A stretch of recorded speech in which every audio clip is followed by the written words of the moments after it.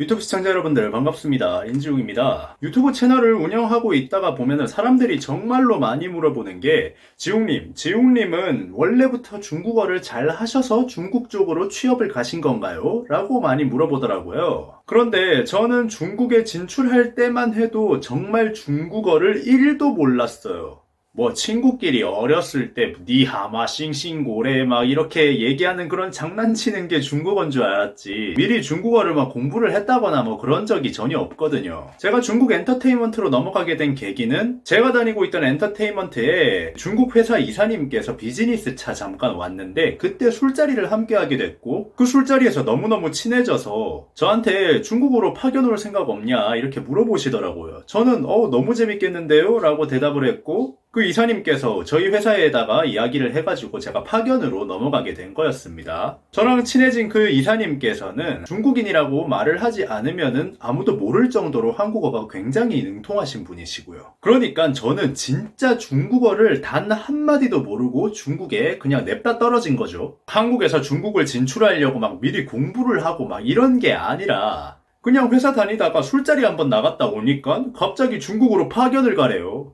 그렇게 중국에 갔는데 한 3개월 만에 제가 혼자서 수업을 할 수 있을 정도로 중국어가 늘었고 6개월 정도 있었을 때는 혼자서 중국 여행을 다닐 수 있을 정도로 중국말이 꽤나 유창해졌었어요. 이제 제가 한자나 이런 건 공부를 하지 않았어가지고 글자는 잘 못 읽지만 사람들하고 어느 정도 대화가 가능할 정도로 회화가 가능해진 거죠. 유튜브 보다가 보면은 이것만 알면은 중국어 마스터 막 이런 영상들 많잖아요. 그런데 그분들은 학문적으로 중국어를 굉장히 열심히 공부하신 분들이고 굉장히 학문적으로 가르쳐 주신다 그죠? 제가 지금부터 드리는 이야기는 뭐 HSK 뭐 이런 걸 준비하시는 분들한테는 그렇게 크게 도움이 안 될 것 같긴 한데 진짜로 중국어, 회화, 사람과 사람 사이에서 대화하는 방법을 어떻게 하면 빨리 늘릴 수 있는가에 대해서 한번 이야기를 해드릴까 합니다. 실제로도 HSK 5급 가지고 있는 현 아시아나 승무원 친구보다 제가 중국인이랑 대화 더 잘하거든요. 진짜 학창시절 때부터 춤만 추느라 제가 공부하고는 담을 쌓았던 제가 아무것도 모르는 백지 상태로 중국에 떨어져가지고 중국어 회화를 익힌 꿀팁을 알려드릴까 합니다. 뿅. 자, 첫 번째는 너무 학문적으로 접근하지 마세요. 진짜 사람과 사람 사이에서 대화라는 거는 뭐 주어, 동사, 목적어, 보어 이런 거 하나도 중요하지 않아요. 예를 들어 우리가 친구하고 대화할 때 멍 때리고 다른 거에 집중하면서도 대화가 가능하잖아요. 친구가 만약에 내가 오늘 롯데월드에 갔는데 뭐 이런 기구가 너무 좋았고 저런 기구가 너무 좋았고 이런 것 때문에 너무 재밌었고 어쩌고 저쩌고 이야기를 해주고 있어요. 그런데 그때 마침 제가 뭐 유튜브를 보고 있느라 그 대화에 집중을 안 하고 있었다고 생각을 해봅시다. 그러면은 이 친구가 말하는 것 중에 어떤 것만 들릴까요? 롯데월드가 재미있었다 요 정도가 딱 들리겠죠. 그러고 나서 친구가 야 듣고는 있냐? 이렇게 물어보면 롯데월드 재밌게 갔다 왔다며 얘기 다 듣고 있어. 이렇게 이야기하죠. 한마디로 사람끼리 대화를 하는 데에 있어서 대화의 내용 자체는 그 대화를 전부 다 알지 못해도 알아들을 수 있다는 겁니다. 우리가 다른 거에 집중하느라 이 사람의 말하는 것 전체를 듣지 못했는데도 대화의 내용을 다 알고 있죠. 제대로 듣지 않아도 알 수 있다는 거는 우리가 몰라도 이 사람과의 대화를 알아들을 수 있다는 얘기예요. 중요한 요점이 되는 몇 가지 단어만 딱 알면 됩니다. 나머지는 그 사람의 제스처나 표정이나 행동들로 커버를 치면은 충분히 그 의미를 해석을 할 수가 있다는 거죠. 뿅. 자, 그리고 말하는 거에 있어서 순서는 진짜 전혀 중요하지 않습니다. 책으로 중국어를 배우게 되시는 분들께서는 뭐 주어 다음에는 동사가 오고 그다음 뭐 목적어가 오고 뭐 그 어쩌고 저쩌고 그게 다 뭐야? 저는 하나도 몰라요. 우리가 친구들하고 대화할 때 이런 거 다 생각하면서 이야기해요? 안 하죠. 그런데 한국인들 특징이 외국인들하고 대화를 할 때 주어 다음에는 이게 와야 되고 이게 와야 되고 너무 복잡해 모르겠다 이러면서 패닉이 온단 말이죠. 이런 순서 같은 거는 대화할 때 하나도 중요하지 않습니다. 대화할 때 하나도 중요하지 않습니다. 이런 순서 같은 건 하나도 중요하지 않습니다. 대화할 때 이런 순서 같은 건 중요하지 않습니다. 하나도 대화할 때 이런 순서 같은 건 자, 이렇게 뒤죽박죽 섞인 문장을 제가 이야기를 했는데요. 여러분들께서 의미를 못 알아들은 문장이 단 하나라도 있습니까? 다 알아듣겠죠? 어떤 순서로 얘기하던 간에 다 알아들을 수 있다는 겁니다. 아주 특별한 경우에는 못 알아듣는 경우도 있을 수 있는데 정말 대부분의 경우에서는 문장 배열, 순서 이런 거는 하나도 중요하지 않습니다. 다 알아들어요. 자, 한국에서 길을 가고 있는데 외국인이 나한테 다가와서 어눌한 한국어로 이렇게 문장 배열을 맞추지 않고 이야기를 한다고 생각해 봅시다. 그러면 어때요? 우리는 집중해서 그 얘기를 들어주겠죠. 아, 이 사람 말을 왜 이따구로 해? 라고 생각하지 않습니다. 오히려 뭐라고 생각할까요? 야, 이 사람 한국말 잘하네. 라고 생각하고 오히려 알아들어주려고 노력을 한다는 거죠. 중국에서도 똑같았어요. 아, 이 사람 외국인이구나 하고 나서 내 말을 알아들으려고 되게 집중을 한다는 거죠. 머릿속으로 복잡하게 생각하지 마시고 일단 뱉으세요. 뭐 학문적인 거, 뭐 순서, 배열 이런 거 생각하지 말고 머릿속에서 떠오르는 단어를 그냥 뱉어내세요. 그래도 다 알아들어 줍니다. 뿅. 자, 두 번째, 한자 기반의 단어는 한국이나 중국이나 거기서 거기라는 겁니다. 진짜 우리가 초등학교, 중학교, 고등학교 다닐 때 한자들 배우잖아요. 그죠? 저는 어렸을 때 움직이는 걸 너무 좋아해가지고 한시도 가만히 있지를 못했어요. 그래서 어머니께서 좀 얌전해져라 하고 서예 학원에 보냈었는데 거기를 다니는 덕분에 천자문을 한 500자까지는 외웠어요. 하늘천 땅지 거무련 누르왕 지부집주 넓으령 거칠왕 나릴 달월 찰령 기울측 어쩌고 저쩌고 저쩌고. 그런데 그 기본적인 한자들이 중국에서도 똑같이 쓰인다는 거예요. 심지어 발음 자체도 한국이랑 그렇게 크게 다르지 않습니다. 예를 들어서 할 수 있다, 할 수 있어 라고 이야기하고 싶은데 그거를 한자 기반 언어로 만들면 어떻게 될까요? 가능하다가 되겠죠. 오를 가능할 가자에 능력 능할 능자를 써서 가능하다라고 이야기하는 거거든요. 그런데 중국에서도 할 수 있다, 가능하다라는 이 한자를 똑같이 가능하다라고 해요. 발음은 커능입니다.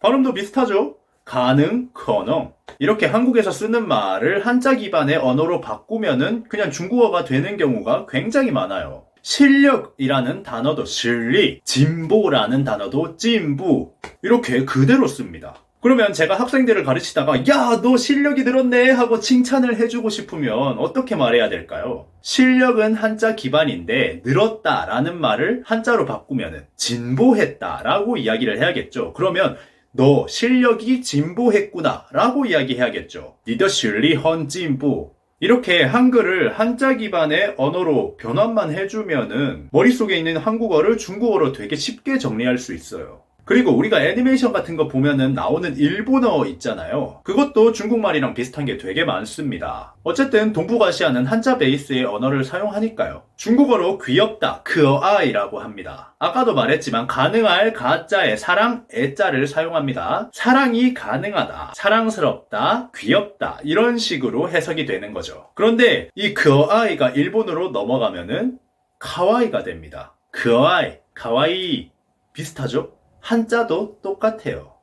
뿅. 그리고 저는 이제 중국에서 학생들도 많이 가르치고 다녔지만 어르신들도 많이 만나고 다녔어야 했어요. 왜냐면 술 잘 먹고 말 재밌게 잘해서요. 이사님이 저를 그렇게 끌고 다녔습니다. 저보다 조금 윗사람인 사람들을 대할 때는 사자성어를 많이 사용했습니다. 저희 회사 남자 그룹 리더의 어머니가 광동지방에서는 꽤나 유명한 MC셨거든요. 그래서 그 친구들이 무대를 할 때 늘 MC를 어머니께서 서셨습니다. 한번 무대를 보러 갔는데 진짜 MC답게 말을 너무 잘하시는 거예요. 끝나고 나서 뒤풀이 할 때 한번 뵀는데 제가 그 얘기를 했습니다. 니더화 쩐팅하오 루 칭산 리우스웨이. 그러니까 그 MC분께서 굉장히 빵 터지면서 좋아하시더라고요. 그때 그 이야기를 저희 회사 사장님께서 듣고 있었는데 나중에 이사님한테 가서 하는 말이 나는 한국인이 무섭다. 어떻게 저렇게 남의 나라 언어를 빨리 배울 수가 있냐 라고 이야기했다고 이사님이 저한테 전해주시더라고요. 애초에 사자성어 자체가 중국어 기반이니까 우리가 알고 있는 사자성어를 다 얘기해도 중국인들은 다 알아들을 수 있는 거죠. 굉장히 어려운 고급진 말이라고 생각하더라고요. 뿅. 자, 마지막으로 성조를 이야기를 해야 될 것 같습니다. 중국어는 성조에 따라서 완전히 의미가 달라진다라는 이야기가 많죠. 그런데 저는 중국어를 책으로 공부를 해본 적이 없어가지고 성조를 전혀 몰라요. 그런 거 하나하나 신경 쓰면서 말을 하지 않아도 다 알아들어 주더라는 겁니다. 한마디로 너무 완벽하지 않아도 괜찮아요. 한국인들 종특 같기도 한데 완벽하지 않으면 시도 자체를 안 해요. 성조가 달라도 발음만 같으면은 대화의 흐름이라는 게 있기 때문에 다 알아들어 줍니다. 중요한 건 자신감이죠. 그런데 뭐 저도 성조를 자세하게는 모르다 보니까 수업 중에 좀 난감했던 스토리도 있습니다. 한국에 제 친한 동창이 아버지가 무역업을 하셔가지고 아버지한테 일도 배울 겸 해가지고 심천에 오게 됐었는데 제가 수업하고 있을 때 웨이신으로 전화가 온 거죠. 그래가지고 전화를 받았는데 제 학생들이 우와 선생님 한국어네요? 무슨 일이에요? 하고 물어보는 거예요. 그래가지고 한국에서 동창이 날 보러 왔다 라고 이야기했습니다. 동창은 중국어로도 동창입니다. 그런데 학생들이 저보고 와 선생님 역시 힙합 이러는 거예요. 그래서 뭔 소리야 한국에서 동창이 왔다는데 하니까 애들이 계속 웃는 거예요. 나중에 가서 알고 보니까 성조가 제가 성조를 똑바로 말하지 않다 보니까 동창해야 되는데 동창 하면은 그 같은 침대를 쓴 사람이라고 돼가지고 잠자리 파트너라는 의미가 된다고 하더라고요. 제가 성조를 신경 쓰지 않고 말하다가 보니까 한국에서 파트너가 날 보러 왔다가 돼버린 거예요. 그래서 학생들은 와 선생님 역시 힙합 이랬던 거고요. 그 뒤로는 동창이라는 말을 쓰지 않고 동슈에라는 똑같은 의미의 다른 단어로 바꿔서 얘기합니다. 그리고 제가 출장을 연길로 한번 간 적이 있어요. 이제 연길은 연변에서 제일 도시, 연변의 서울 같은 곳인데 거기에 진짜 맛있는 양꼬치집이 있거든요. 흐어바라고. 그런데 중국에서 흐어바는 마셔라 이런 뜻이거든요. 그래서 야 양꼬치집 이름이 마셔라 이렇게 돼 있으니까 완전 멋있는 거예요.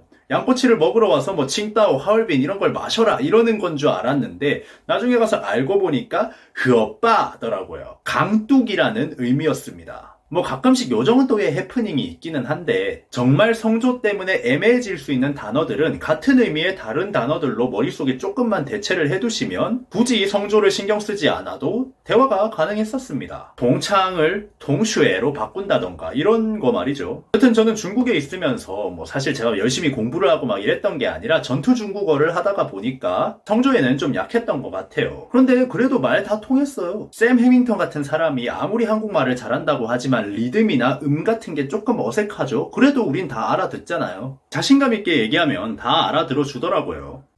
뿅. 자, 재밌게 보셨나요? 오늘 제가 하고 싶은 얘기는 완벽하지 않더라도 조금 어눌하더라도 한번 그냥 들이박아보라는 거예요. 내가 이런 게 부족하니까 입 다물고 있어야지. 내 말투가 어눌하다고 누군가 나를 얕보지 않을까? 이런 생각하지 마시고 나는 외국인인데 본토 사람보다 어떻게 잘해? 니들이 적당히 알아들어 먹어. 이런 생각으로 회화를 하신다면 훨씬 실력이 빨리 느실 수 있을 거예요. 아, 그리고 모를 때는 정확하게 모르는 거를 말하고 도움을 요청하는 것도 중요하다고 생각합니다. 보통 사람들이 못 알아들을 때 그거 이러면서 알아들은 척을 하거든요. 그런데 외국어 같은 경우는 못 알아들었을 때 정확하게 미안해 나 못 알아들었어 통역기를 사용해 줄래? 라고 꼭 이야기를 하시면 도움이 되실 것 같습니다. 내가 완벽하게 말하는 게 당연한 게 아니라 나는 부족한 게 당연한 거다. 그러니까 모를 때는 모른다고 정확히 얘기하고 도와달라고 얘기하고 배워가려는 의지를 앞에 있는 사람한테 보여준다는 거 이게 제일 중요한 것 같아요. 완벽할 필요가 없다는 것, 나는 한국어가 아니라 외국어를 하고 있다는 거, 그럼에도 불구하고 대화를 시도하고 노력하고 있다는 거, 이거를 인지하고 자신감 있게 대화를 하신다면